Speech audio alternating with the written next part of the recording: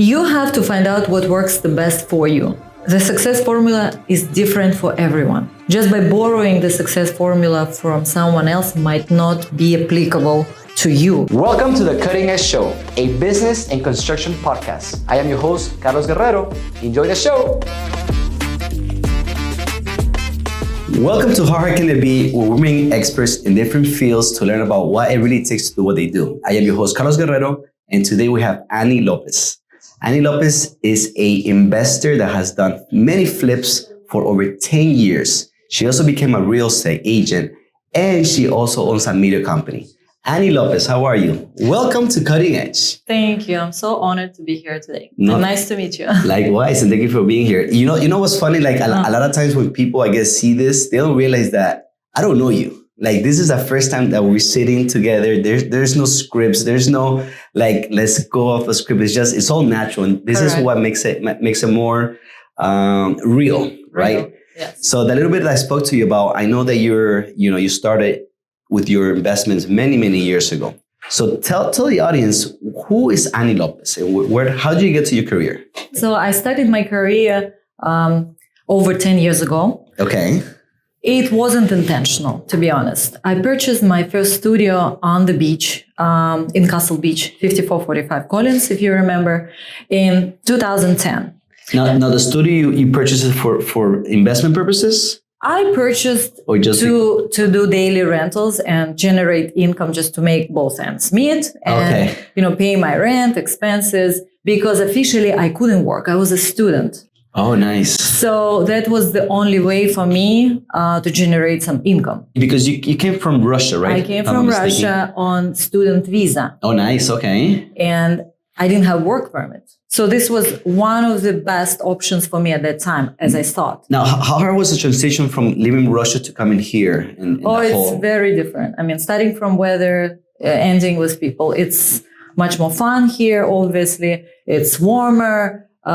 I felt it was easier, so that's why I decided to stay here. Nice. Yeah, no, the lifestyle here is beautiful. The beaches, the night scene, everything, the restaurants, the ocean, and I come from a totally different world. So I wanted to change my life. I was ready for it, and I saw an opportunity to be here, get education in the US, and then maybe go back, but I knew I would never go back. Nice. So yeah, I purchased a studio on the beach. Okay. And the realtor at that time presented me documents, said you need to sign here, there. I never had any bad thoughts, and I thought he was disclosing everything to me, but I didn't know what I was getting into. I signed, I was happy to get this apartment, and I started doing daily rentals.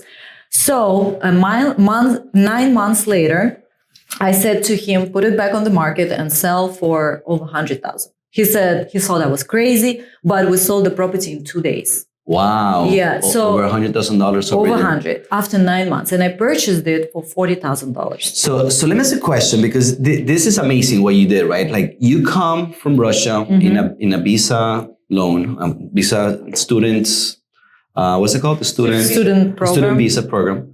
With no experience, right? You say, you know what, I have $40,000. I'm gonna go ahead and invest, because you're making an investment already in a young age with no experience. Right. I'm gonna go ahead and invest in this apartment to generate cash flow. Correct. And then within 9 months, and now I'm gonna go ahead and flip it. So not only did you get the cash flow from month to month, but then you also got the upsell from the flip. Correct. How did you learn how to do that?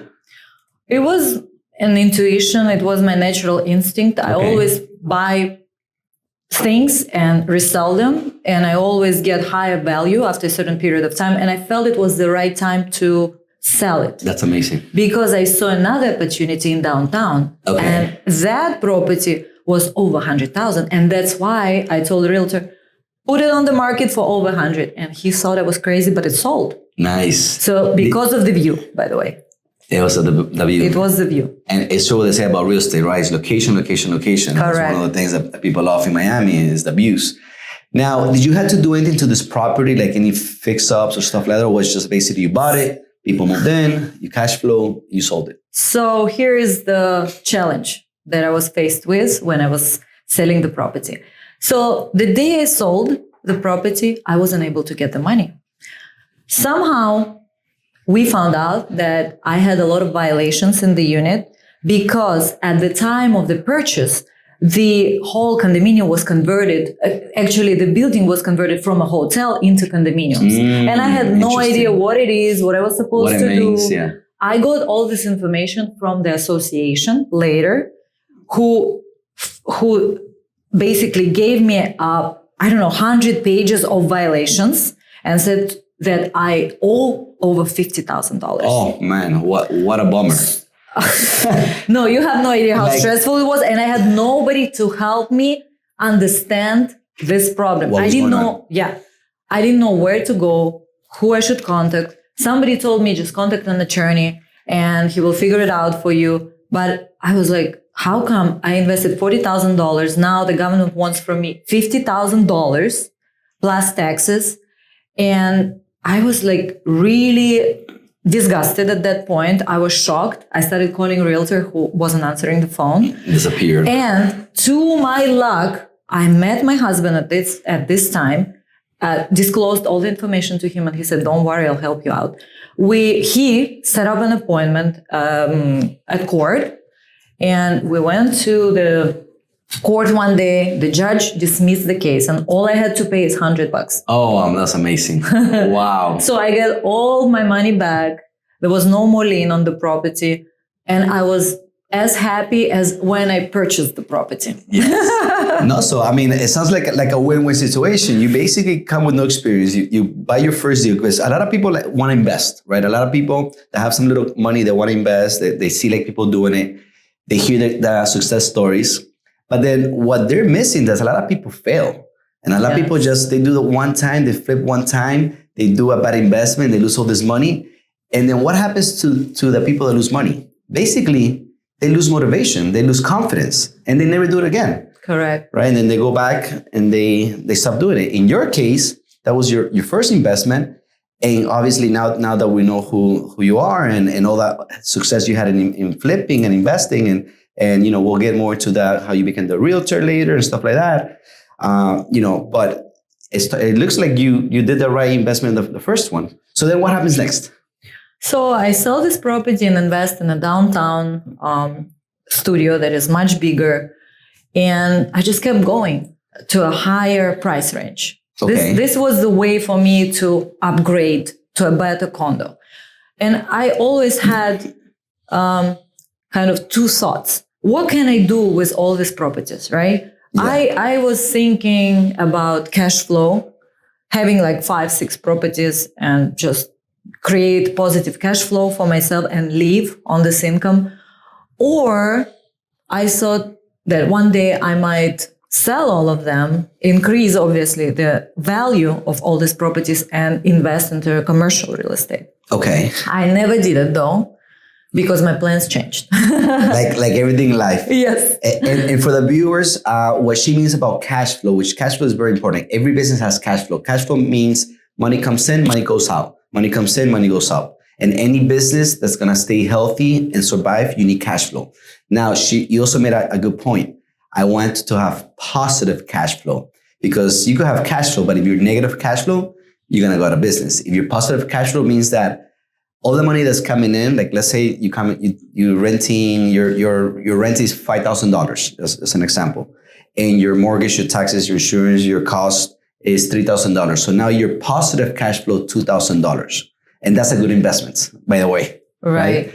So what you're saying about the positive cash flow, so you're seeing this is working for you. So now you're thinking about, you know what, let me get more doors. Correct. Let me get more units, because if I could make $1,000 cash flow per door, per unit, and if I do that 5 times, now I have $5,000 in cash flow coming in. Correct. And cash flow is a pretty nice thing to have, especially when it's passive, where you don't have to do much. Correct. And I didn't have choice at that time. Remember, I was student. I didn't have any citizenship. This is the only thing I thought I could do. Okay, so you didn't have a job either. So basically, this was your... At that time, I didn't have any job. Wow. So now you're basically depending to live on this one deal that you purchased. Correct. That went correct. Then you take the risk to sell this deal, to find out there's a $50,000 lien, to then meet your future husband, that your savior. Yes, right? he was. He literally saved me. He was a witness in court, and he said, "Don't worry, this no problem. happens every day." Yeah. And I was like, "Oh, really?" He calmed me down, and this was the moment that I realized I had to get my license so I could serve people and disclose all the defects of the property, because the realtor that I had at that time hid so many facts from me. Yes. I mean, he didn't even explain anything. Sign here, sign there. And being naive, and I don't know, I judged everything from my experience in Russia, because in Russia, all you need to care about is clean title. That's it. Which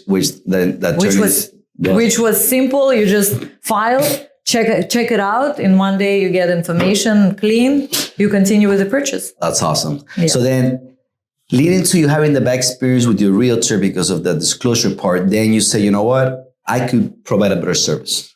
Right. I could be my own realtor. So Right. how did that happen? Because I also took the real taste test. Mm-hmm. I think I took like 5 times, and I finally got it. But it's a hard test. I mean, to me, it was a hard test. I am a person who likes to be cramped and to do everything fast. So I prefer not to extend things over a long period of time. Like, some people take those courses over a period of 1 month. I said I need a cramped test. I will do everything in 1 week. I planned in advance. I made appointment at the city, how you call the test? State test. Yes. I made appointment 2 months in advance. Okay. And then I went to Gold Coast. Gold Coast. Yes. I took those classes that last like a week. Okay. No, 5 days. I passed the test on Friday, and on Monday I had a state exam. Amazing. And I was sure I would fail, but somehow everything was correct. And I was one of 23 people who passed the test. Yeah, well, I was the 23 that didn't. You're funny. I took it like 5 times. Oh, you need to focus. That's it. I was very focused. Really? Yeah, but there's different. Like I'm not like a paper kind of guy that I learn. Yeah. I'm more like street smart. Yeah. In a way. Yeah. I learn with experience. Yeah. But yeah, well, that's great. So okay, so then here you are. You saw your project. You saw your first investment. Now, when did you get your second property, and then when did this whole real estate thing happen? Right after, because my purchase was contingent upon the sale of the first one. Got it. Okay. I first spotted the downtown apartment, and I said, I want to buy this one, but first I need to sell the beach apartment. So once I sold, I transferred all the funds. It was obviously a cash deal. I transferred all the funds to the next property. And my third property was a house. So that was my third purchase, real big purchase. That was a little bit scary because I didn't know what it is to purchase a single family home. Okay, so you went from a condo to a single family. Correct. And I never lived in a single family home in my whole life. Okay.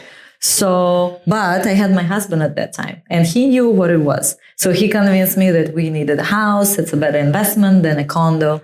And it was it's a great house. I still own it. Oh, you still own it? Yeah, I still Do you guys have live on it, or? You know what? We left the house. Okay. I kept it as an income producing property, and now I'm back for a year, and I don't think I will ever sell it because I love it. Nice. When did you get your license, and how did the transition happen? Going from an investor to going to a realtor, and then you continue investing, I'm assuming? So a few of my friends saw what I did, and they said I had great taste and I should get my license. And I'm pretty good at flipping, and I knew how to turn ugly condos into beautiful properties.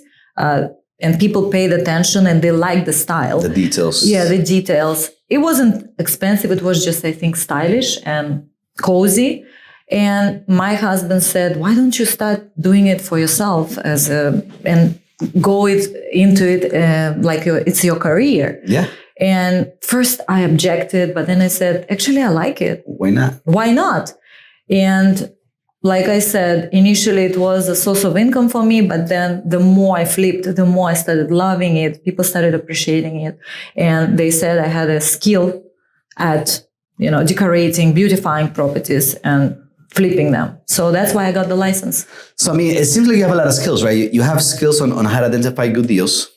You have skills on how to commit and basically getting things done quick. Mm-hmm. You have skills on how to design and making things prettier. Yes. And you have skills on renting, because that's a whole another business, like, having rental properties and being the management company. Because when you have one door, you are the management company, right? It's not easy though. Yeah. I learned all my lessons. So that's where I want to go. That's where I was trying to go. Uh-huh. Hey guys, let's take a break. If you enjoyed this show, please don't forget to like, subscribe, and share. Also, for more information, link below. Let's go. Talk about the hard stuff, because obviously, everybody has that way. And this is more for the audience, like, because people are going to look up to you as an inspirational. But what people need to understand, that there is the low points. Give us a little bit of those low points and your experiences and how you overcame them, most important. Okay. When you own one property and you manage it on a daily basis, it's fine. Once you have a whole list of properties, 5 and more, it becomes a challenge. And you physically can't serve all these people in all these rental properties. You need a good management company that will take care of properties, that has insurance, because, all those visitors, short-term visitors and renters, they destroy the property. Yeah, I bet. I mean, what I saw there was a nightmare. Every time I came to this little studio, I saw boxes, empty bottles. Seemed like people, didn't clean anything after themselves. They trashed towels, they left mess, dirty shoes. They didn't clean up anything and expected high service from you. So I realized I couldn't do it anymore. And I hired a company that took 15% for the service. They had insurance. It took me a while to find a great management company. Yeah. And because, there are many of them, but not all of them take good care of the property. Of course. And finally I found a few. And I kept working with them, and we still work together. Oh, good. I recommend them to all my clients. There are a few of them. Some of them are in Brickell, some on the beach. And I like hyper-local companies, those that serve certain buildings. I don't like companies that are scattered all over. Okay. Because if the company is focusing on the beach, they know all ins and outs. They know how to take care. They are always within 5 minutes proximity, which is very convenient. Of course. So now for the viewers, like, if you're looking to do like an investment, like she has done, and to scale, because now when you hire a property management, what you're really doing is you're reducing your cash flow, because now you have to pay somebody to do it for you. However, that gives you that time and ability to do more deals and then scaling your business. Correct. So at some point you have to make that investment in somebody else to handle the cleaning, the dirty toilets, the complaints. It's time consuming. Yeah, a lot of time consuming. Plus you can drive forth and back. It takes a whole day just to go one way. Yeah. And then backwards, and the day is over. So I think it's better to focus on what you're good at. Exactly. And delegate other responsibilities to people who are good at certain things. 100%. Now the other key to success is that if you don't find or you don't purchase the right deal with a positive cash flow, then it's hard for you to afford or pay somebody to do that, to delegate that to. Correct. And that's I think is the biggest challenge that most people have, because if you don't have the money to pay somebody, then you're basically, you have to do it yourself. If not, who's going to do it? Now, what tips can you give them? How were you able to basically find, I guess, the right deal that had the positive cash flow, so that you said, you know what, I have enough positive cash flow, and now I could go hire a company and put my time and effort where it's going to produce me more results. More results. So there are several things I'm guided by in this sense. Have you heard of the 1% rule Yes. and 70% rule? Mm-hmm. So, your monthly rental price for the property should be at least 1% of the purchase price. Let's say you purchase a condo for $500,000, right?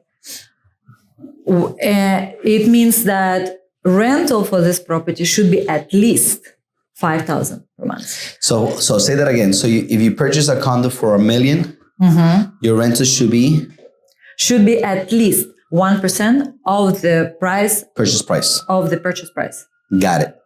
Right. So that means if you invest in a condo that's worth $500,000, the monthly rental price should be at least $5,000. Okay, so if now otherwise you will lose money. So that's a key number to have when you're doing your purchase, because now when you're looking for a property like she did, your next step is not just find the property, how much the property is worth, but now you need to find out how much the market rental cost in that neighborhood is. Correct. You need to meet that. You need to do a SARA analysis, CMA, comparative market analysis.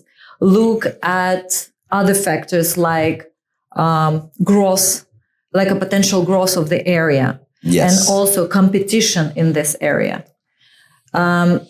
It's very important to look at all factors. Also, if you don't have access to property search website, Miami-Dade property search, let's say, you can pull out all the information regarding the property. You can ask your attorney to get you the whole report, which states what liens the property has, what debts, how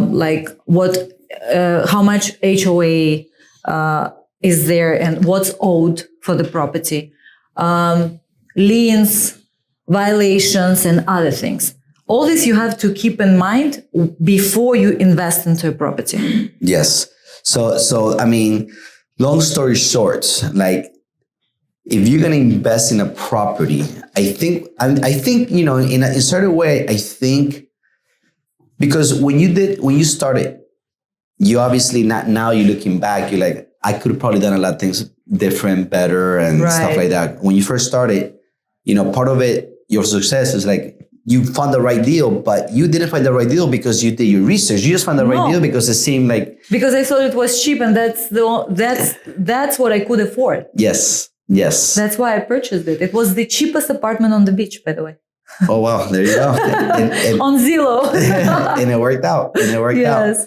But for investment purposes, I feel that, one of the things that I like to give advice to based on what I learned is that you need to really seek for real professionals to help you. Correct. If you're going to do it right and you want to save time, because at some point you're going to see that time is so more valuable than buying something cheap, because you're only getting older and we'll go in the same way. I mean, there's no stopping that, right? Mm-hmm. So as you're getting older and you're getting wiser, you want to be able to save as much time as possible. And the way to do that is really like getting the right help from the right people. Correct. Now, the problem is, a lot of times you don't know who the right help is. You don't know who the right person is, and can you afford it? Correct. Right. So that's really like when it happens. And the reason I like to do the show is like, I want to bring people value. Mm-hmm. Like obviously you're that type of person that you've already been there, you've done that, you're doing it. Mm-hmm. So you could definitely as a realtor, because you're also a realtor. And I'm pretty sure, do you help investors find deals, by the way? I do. Okay, actually, most of my clients are investors. Oh, nice. Yes. I just sold 2 properties to investors, and I have another one coming up in downtown Miami. So I work with investors. I attract investors. They trust my knowledge and my firsthand experience. Of course, which is very important. Firsthand experience. Well, now that we're on the topic, how can they find you? If they want to reach you and talk to you about investment, how can they find you? Well, I'm on all social media channels. My website is annielopezrealestate.com. My Instagram, Annie Lopez Realtor. Facebook, Annie Lopez Realtor. TikTok, Annie Lopez Realtor. So I'm all over. I am going hard on social media. I have big plans. Good. Now I opened my YouTube channel where I'm going to speak about tips and recommendations for investors, for just regular buyers of condos and houses. And It's very, very, very easy to find me. I'm all over. Great. Now, before we get into tips, guys, if you're enjoying this episode, please don't forget to subscribe, like, and follow. Also, if you want to be part of our show, go to www.howhardcanitbe.miami. Now, Annie, I want to get back to you because this is very important, and I feel what you just said is important. You're going to be starting your YouTube and to give tips. What 3 great tips you could give an investor that is just starting? You have to find out what works the best for you. The success formula is different for everyone. Just by borrowing the success formula from someone else might not be applicable to you because we are all unique. We have different skills, but you should ask yourself 3 main questions. How much are you willing to invest? How much would you like to get back percentage-wise? And the last and very important question is, how long are you willing to wait for return on investment?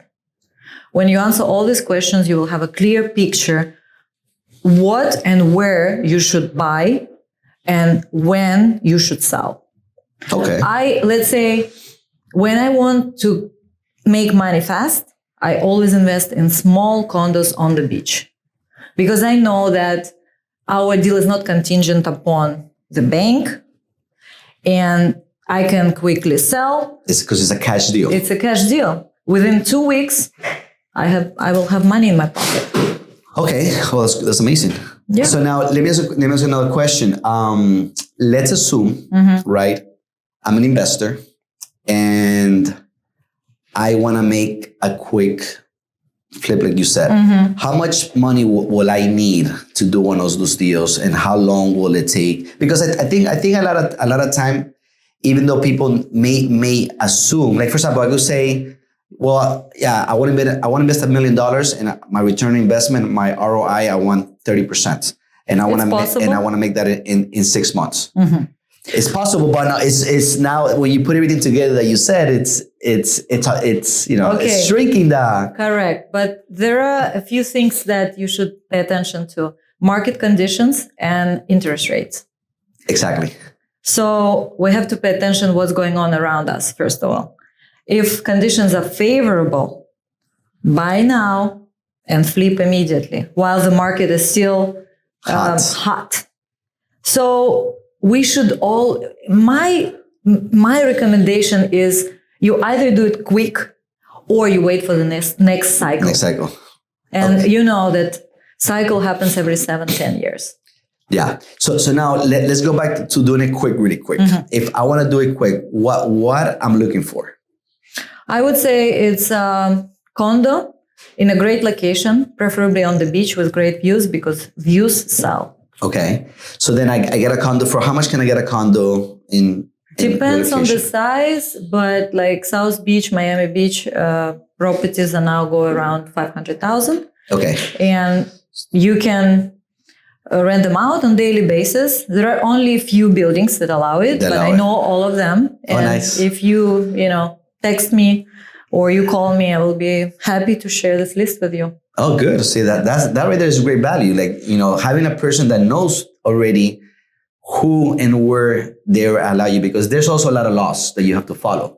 Just because I buy a house or I buy a condo in a beautiful area doesn't mean that I could do short-term listing. That's the other part, that as a new investor, you're not going to know unless you get together with somebody like Annie that has been there, that's doing it, and is in the industry, and it has the connections. That is so important and so valuable. Well, I think that was great. Thank you so much, Annie, for being here. I think the tips were great. We're looking forward to watching you on your YouTube video and more tips to come. And anything else you want to tell the audience before we let you go? I just want to say that no matter how hard real estate gets, you will always win if you invest in real estate. Miami is booming right now, and I think there is no hotter place than Miami at the moment. So call me. I will share all my tips with you, and good luck. Nice. Thank you so much for being here, Annie. It's my pleasure talking to you. And guys, again, if you enjoyed that episode, don't forget to like, subscribe, and share. Can't stop, won't stop. See you in the next one.